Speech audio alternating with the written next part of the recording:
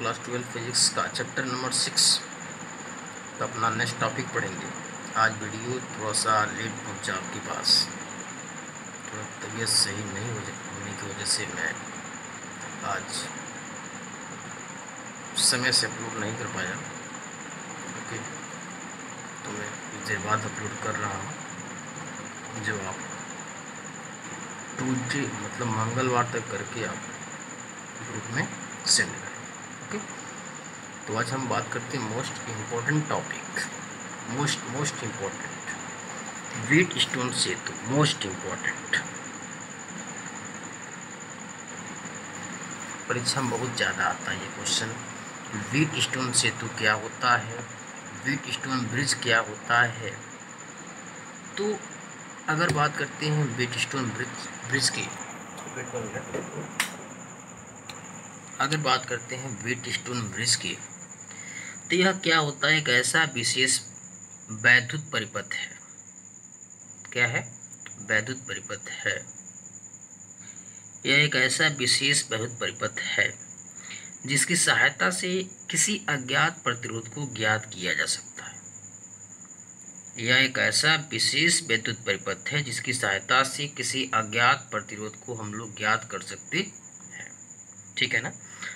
इसका आविष्कार इंग्लैंड के प्रोफेसर CF व्हीटस्टोन ने किया था। नाम उन्हीं के नाम पे इसका नाम रख दिया गया, व्हीटस्टोन सेतु। तो यह एक प्रकार का विशेष वैद्युत परिपथ है जिसकी सहायता से हम अज्ञात प्रतिरोध को ज्ञात कर सकते हैं। तो इसका यूज कहाँ होता है? अज्ञात प्रतिरोध का मान ज्ञात करने में। ठीक है, ये होता है हमारा व्हीटस्टोन ब्रिज। तो इसमें हम लोग किस तरह पढ़ेंगे? अब पढ़ेंगे रचना, आखिर में कैसे बनता है व्हीटस्टोन ब्रिज। तो पढ़ेंगे रचना, कंस्ट्रक्शन। तो कंस्ट्रक्शन में क्या होता है? इसमें 4 प्रतिरोध PQRS एक समांतर चतुर्भुज के भुजाओं के अनुदेश जुड़ा है। PQ तथा R इसमें ज्ञात प्रतिरोध हैं तथा S क्या है? अज्ञात प्रतिरोध है।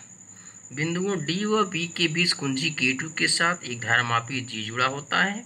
थोड़ा सा फिगर पे ध्यान दीजिए, आप लोग रचना के बाद फिगर ड्रा करेंगे, फिगर थोड़ा ध्यान से समझिएगा।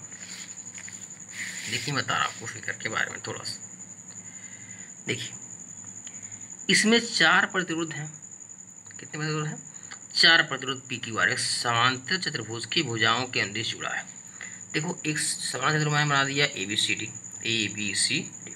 4 प्रतिरोध PQRS भुजाओं के अनुदेश जुड़े हैं। इसमें P, Q और R क्या है? ज्ञात प्रतिरोध है, और S क्या है? आपका अज्ञात प्रतिरोध है। ठीक है। बिंदुओं D व B के बीच कुंजी K2 के साथ एक धारामापी जुड़ा होता है। देखो, बिंदुओं B व D के मध्य कुंजी K2 के साथ एक धारामापी जुड़ा है कि नहीं जुड़ा है? जुड़ा है। ठीक है।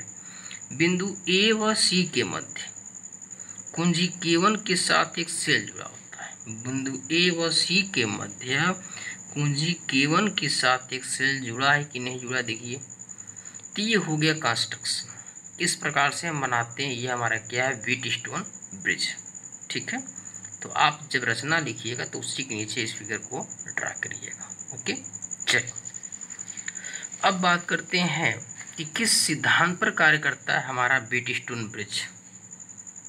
तो इस सेतु का सिद्धांत संतुलन की स्थिति है। मतलब जब क्या होगा, हमारा ब्रिज क्या होगा? बैलेंस होगा। तो हमको केवल बैलेंस कंडीशन ही पढ़ना है। तो संतुलन की अवस्था में क्या होता है आगे हम बात करेंगे। तो संतुलन की स्थिति के लिए कंडीशन क्या होना चाहिए?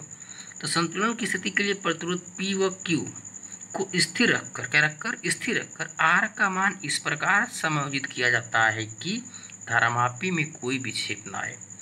जैसे अगर हमको ब्रिज को, इस सेतु को बैलेंस करना, संतुलित करना है, तो उसके लिए P व Q को स्थिर रखकर R का मान इस प्रकार समायोजित किया जाता है कि धारामापी में कोई विक्षेप न आए।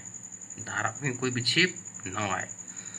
अगर धारामापी में विक्षेप नहीं आता है, जैसे आपका देखिए फिगर समझिए, P व Q का मान इस प्रकार से हमको स्थिर रखना है, इसको तो स्थिर रखेंगे, लेकिन R का मान इस प्रकार संयोजित करेंगे कि धारामापी में कोई विक्षेप न आए।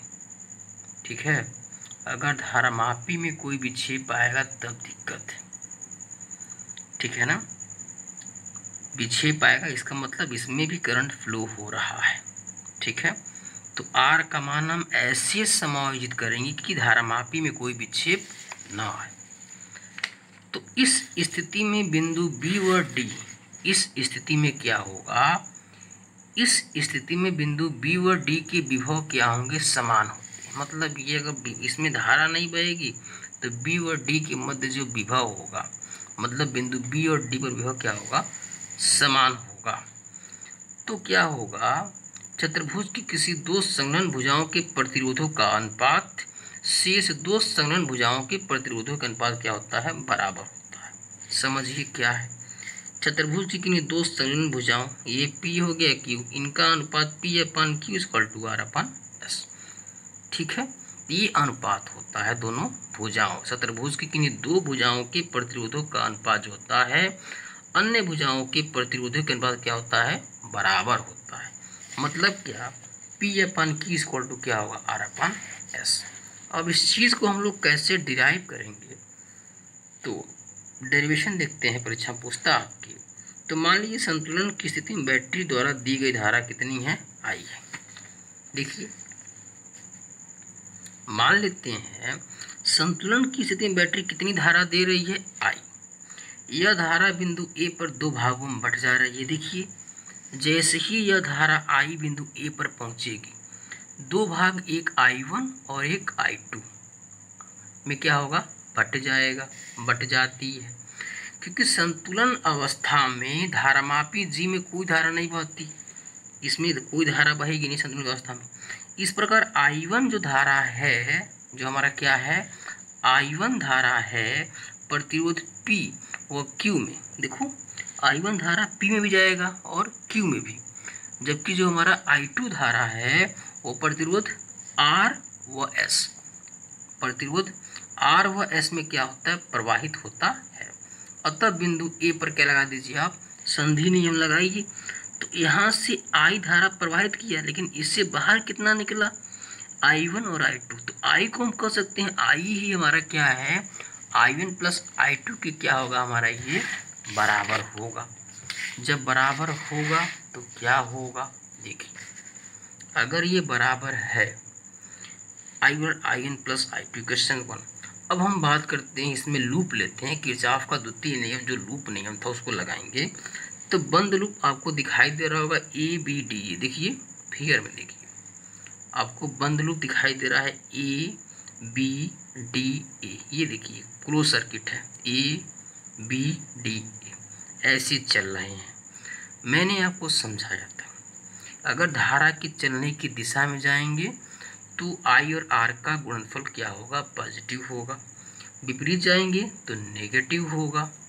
दूसरी चीज़ मैं बताया था आपको, अगर माइनस से प्लस टर्मिनल की ओर जाएंगे तो E का मान क्या होगा, पॉजिटिव, लेकिन अगर प्लस से माइनस की ओर जाएंगे तो क्या होगा, E का मान नेगेटिव। इस बात को हमेशा आप याद रखिएगा, जहाँ भी किरचॉफ का नियम लगाएंगे इस रूल को अप्लाई करेंगे। अब ध्यान से समझिए, बंद लूप ABDA में लूप के नियम के अनुसार लगाने पर, तो यहाँ देखिए I1, यहाँ प्रतिरोध है P, तो I1 × P, फिर आगे बढ़ो, कुछ नहीं, अब यहाँ मिला, फिर इधर जाएंगे तो धारा आ रहा है इधर, हम जा रहे हैं उधर, विपरीत जा रहे हैं इसलिए माइनस, इसलिए माइनस, धारा है I2, यह है R, I2 × R = कोई इसमें सेल है नहीं, इसलिए 0। अब इसको इधर भेज देंगे तो हमारा I1P = I2R, इक्वेशन नंबर 2। अब बंद लूप आपको दिखाई दे रहा होगा BCDB में लूप नियम लगाने पर। तो यहाँ देखिए धारा की दिशा में I1 × Q, अब धारा जा रहा है इधर, हम आ रहे हैं इधर, हम आ रहे हैं इधर, धारा जा रहा है उधर, विपरीत आ रहे हैं। तो इस कंडीशन में क्या होगा, I1Q - I2S, I1Q तो ये धारा की दिशा में लगा दिया, I2S माइनस क्यों ना, क्योंकि विपरीत आ रहे हैं, धारा जा रहा है इधर, -I2S, I2 × S = क्या होगा, 0। इसमें कोई, इस परिपथ में भी कोई सेल नहीं है। तो अब इक्वेशन 2 में 3 से डिवाइड कर दीजिए, तो आपका आएगा I1P / I1Q = I2R / I2S। I1 cancel, I2 cancel, बचा आपका P/Q = R/S। ये आपको प्रूफ करना था। या इसमें जो अज्ञात प्रतिरोध है उसका मान कितना आ जाएगा, इधर इसको इधर भेज दीजिए, इसको इधर भेज दीजिए, Q upon P into R. तो ये आपका अज्ञात प्रतिरोध S equal to Q upon P into R निकल गया। तो इस प्रकार हमने इस डेरिवेशन को किया।